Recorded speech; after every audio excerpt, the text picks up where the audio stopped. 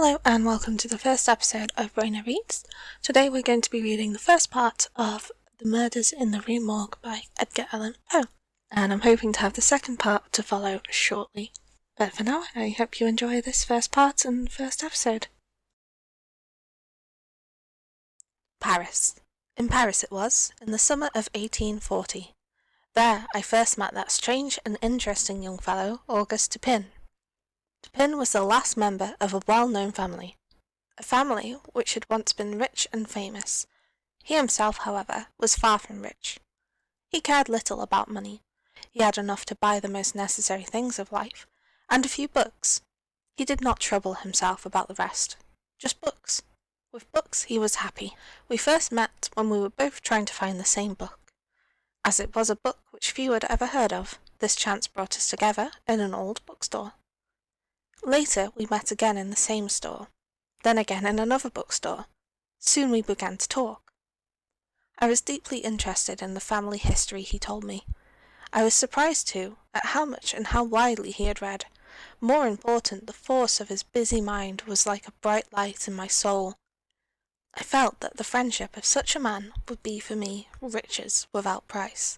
I therefore told him of my feelings towards him, and he agreed to come and live with me.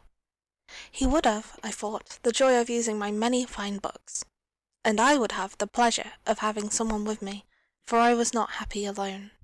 We passed the days reading, writing, and talking, but Dupin was a lover of the night, and at night, often with only the light of the stars to show us the way, we walked the streets of Paris, sometimes talking, sometimes quiet, always thinking.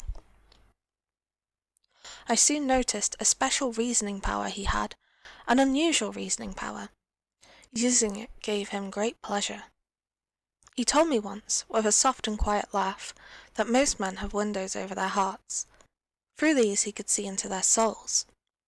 Then he surprised me by telling me what he knew about my own soul, and I found that he knew things about me that I had thought only I could possibly know. His manner at these moments was cold and distant. His eyes looked empty and far away, and his voice became high and nervous. At such times it seemed to me that I saw not just Dupin, but two Dupins, one who coldly put things together, and another who just as coldly took them apart. One night we were walking down one of Paris's long and dirty streets. Both of us were busy with our thoughts. Neither had spoken for perhaps 15 minutes. It seemed as if we had each forgotten that the other was there, at his side. I soon learned that Dupin had not forgotten me, however. Suddenly he said, "You're right, he is a very little fellow, that's true, and he would be more successful if he acted in lighter, less serious plays." "Yes, there can be no doubt of that," I said. At first I saw nothing strange in this. Dupin had agreed with me, with my own thoughts. This, of course, seemed to be quite natural. For a few seconds I continued walking and thinking. But suddenly I realized that Dupin had agreed with something which was only a thought. I had not spoken a single word. I stopped walking and turned to my friend. "Dupin," I said, "Dupin, this is beyond my understanding. How could you know that I was thinking of—" Here I stopped, in order to test him, to learn if he really did know my unspoken thoughts. "How did I know you were thinking of Chantilly? Why do you stop? You are thinking that Chantilly is too small for the plays in which he acts." "That is indeed what I was thinking. But tell me, in heaven's name, the method, if method there is, by which you have been able to see into my soul in this matter." "It was the fruit seller." "Fruit seller? I know no fruit seller." "I mean the man who ran into you as we entered the street. It may have been 10 or 15 minutes ago, perhaps less." Yes, that's true. I remember now. A fruit seller, carrying a large basket of apples on his head, almost threw me down. But I don't understand why the fruit seller should make me think of Chantilly, or if he did, how you can know that." "I will explain. Listen closely now. Let us follow your thoughts from the fruit seller to the play actor Chantilly. Those thoughts must have gone like this: from the fruit seller to the cobblestones, from the cobblestones to stereotomy, and from stereotomy to Epicurus, to Orion, and then to Chantilly. As we turned into the street to the fruit seller, walking very quickly past us, ran against you and made you step on some cobblestones, which had not been put down evenly, and I could see that the stones had hurt your foot. You spoke a few angry words to yourself, and continued walking, but you kept looking down at the cobblestones in the street, so I knew you were still thinking of stones. Then we came to a small street where they're putting down street stones, which they have cut in a new and very special way. Here your face became brighter, and I saw your lips move. I could not doubt that you were saying the word stereotomy, for the name of this new way of cutting stones.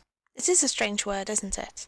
But you will remember that we read about it in the newspaper only yesterday. I thought that the word stereotomy would make you think of that old Greek writer named Epicurus, who wrote of something he called atoms.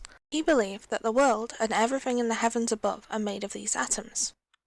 Not long ago, you and I were talking about Epicurus and his ideas which Epicurus wrote about more than 2,000 years ago. We were talking about how much these old ideas are like today's ideas about the earth and the stars and the sky. I felt sure that you would look up to the sky. You did look up. Now I was certain that I had been following your thoughts as they had in fact come into your mind. I too looked up, and saw that the group of stars we call Orion is very bright and clear tonight. I knew you would notice this and think about the name Orion. Now follow my thoughts carefully. Only yesterday in the newspaper there was an article about the actor Chantilly, an article which was not too friendly to Chantilly, not friendly at all. We noticed that the writer of the article had used some words taken from a book we both had read. These words were about Orion, so I knew you would put together the two ideas of Orion and Chantilly. I saw you smile, remembering that article and the hard words in it. Then I saw you stand straighter, as tall as you could make yourself. I was sure you were thinking of Chantilly's size, and especially his height. He is small, he is short, and so I spoke, saying that he is indeed a very little fellow, this Chantilly, and he would be more successful if he acted in lighter, less serious plays. I will not say I was surprised. I was more than surprised. I was astonished. Dupin was right, as right as he could be. Those were in fact my thoughts, my unspoken thoughts, as my mind moved from one thought to the next. But if I was astonished by this, I would soon be more than astonished. One morning, this strangely interesting man showed me once again his unusual reasoning power. We heard that an old woman had been killed by an unknown persons. The killer, or the killers, had cut her head off, and escaped into the night. Who was this killer, this murderer? The police had no answer.